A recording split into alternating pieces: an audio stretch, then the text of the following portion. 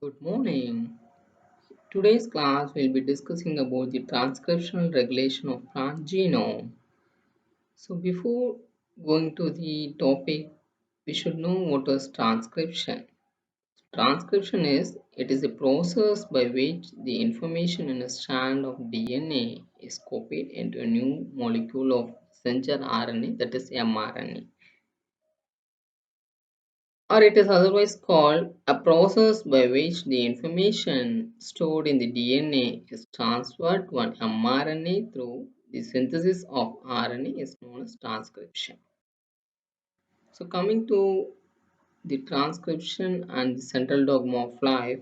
So transcription we all know that which is the fundamental process that takes place in our genome, and it is the process of converting turning the DNA into an RNA or synthesis of RNA. Okay, and coming to the central dogma of life, so which will gives an idea about how the genetic information, that is the flow of genetic information from DNA to RNA, and thereby which will makes the functional product, that is protein.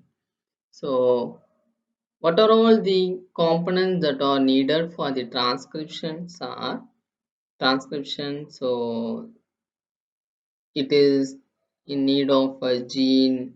So gene which acts as the functional unit of DNA that can be transcribed, and RNA. So this RNA can be synthesized from the DNA template that catalyzed by the RNA polymerase enzyme, and template strand of DNA. So template strand of DNA which contains one of two DNA strands, such as non-coding strand, and the other one is non-coding strand, that is antisense strand, and the other one that is uh, sense strand. Okay, so which will produce more copies of RNA molecules, and this sense strand it is called as a non-template strand, and it doesn't participate in the transcription. Okay, so which is otherwise called as coding strand of the gene.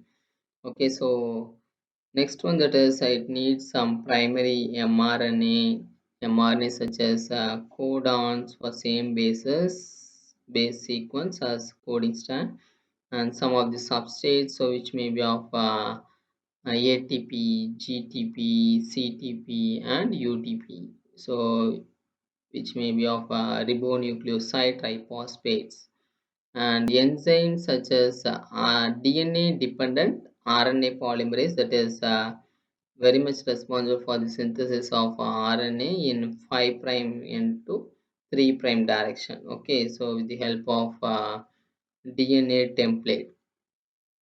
And what are all the characteristics of transcriptions are? So this transcription is very selective, and here the entire molecule is not expressed in transcription. Okay, so that is that's why the transcription is very selective. And the second characteristic, that is RNA are synthesized for selected regions of DNA. Okay, so now we will move on to the next. So here this slide represents the difference between the transcription in prokaryotes and eukaryotes. We all know that the transcription in prokaryotes and eukaryotes are differ. Okay, so the basic difference between the prokaryote and eukaryote is, so in case of prokaryote, both the transcription and translation that takes place in cytoplasm, whereas in eukaryotes, the transcription that takes place only in the nucleus, and the translation that takes place in the cytoplasm. So that is both prokaryote and eukaryote, the transcription and translation that takes place in different compartments. Okay, and the second difference, that is um, in prokaryote both the transcription and translation occur simultaneously, but in case of eukaryotes it doesn't occur simultaneously. Okay, And another difference, that is RNAs are released and processed in the cytoplasm in case of prokaryotes, and coming to eukaryotes, the RNAs are released and processed in the nucleus. Okay, and for the enzymes involved are here both the eukaryote and prokaryote involves RNA polymerase, but the number of RNA polymerase involved will be differ from each other. In case of prokaryote, only one RNA polymerase will be involved, whereas in case of eukaryotes, there are three RNA polymerases are being involved. Okay, and another difference, that is in prokaryotes, it doesn't need any factors or transcription factors or any other proteins for the initiation of transcription. And in eukaryote, it requires some proteins which are called as transcription factors, that is very much essential for the initiation. And in prokaryote, the processing of mRNA for the that mRNA will be of a polycystonic, that is which can which will code for more than one polypeptide. Okay, and in eukaryote, one mRNA will code for only one polypeptide.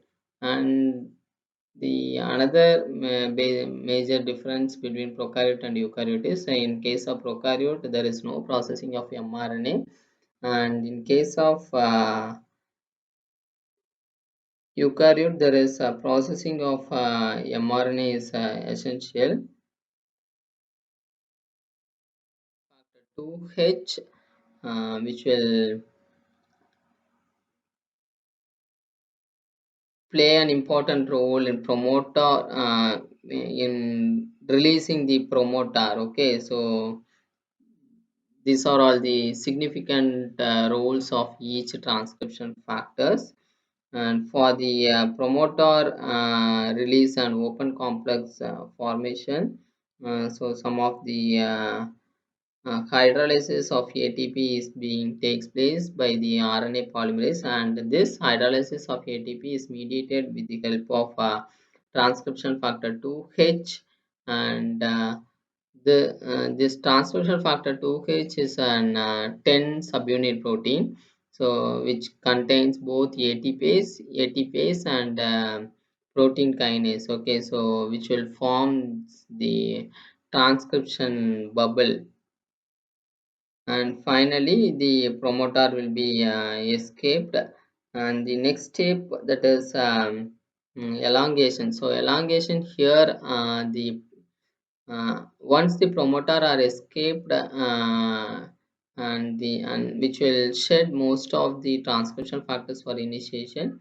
So this polymerase enzyme occurs some of the uh, adapted to the new factors. Okay, so there the double stranded DNA that enters from the RNA polymerase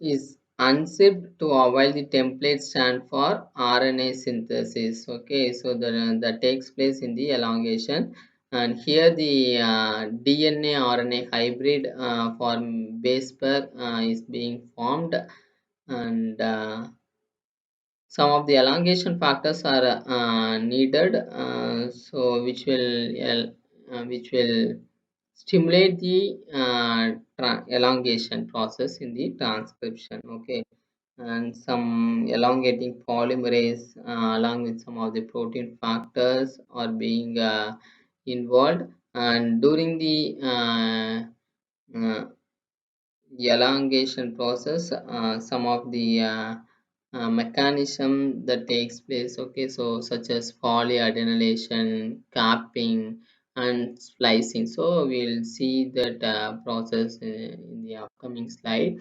And the last one, that is a termination process. So here, once the RNA polymerase reach the terminator, which will give some signal to the RNA polymerase to stop or dissociate the complete transcript, and which will release the RNA polymerase from the template DNA. Okay, so this release of RNA polymerase from the template DNA will be vary or differs for each of the three RNA polymerases.